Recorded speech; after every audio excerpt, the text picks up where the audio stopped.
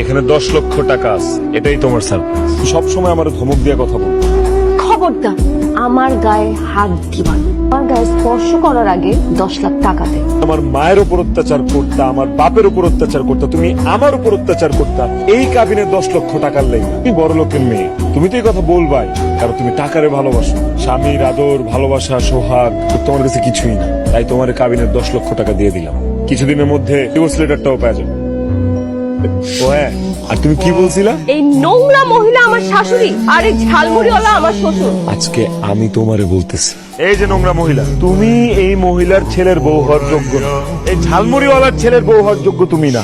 আপনার শাস্তি পাইছি। আপনাদের সাথে কত খারাপ ব্যবহার করছি। টাকার অহংকারে আপনাদের মানুষ বলে মনে করি নাই।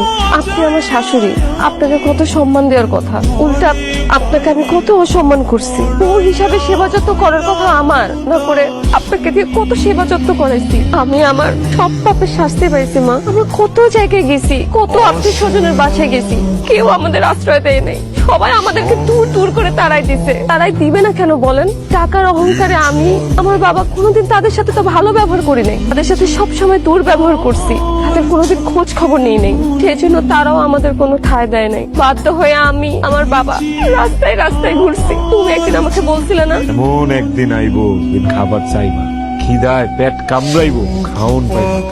আমার সাথে এটাই হয়েছে। আমি, আমার বাবা এতটুকু খাবারের জন্য রাস্তায় রাস্তায় ঘুরছি, দোকানে গেছি, সবার থেকে এতটুকু খাবারের জন্য ভিক্ষা চাইছি। কেউ আমাদের এতটুকু খাবার দেয় নাই। হাত ধাক্কা দিয়ে আমাদেরকে বের করে দিয়েছে। যাও, বেরোয় যাও, এক্ষণ বেরোয় যাও। ভাই বেরোন, বেরোন। সবুজ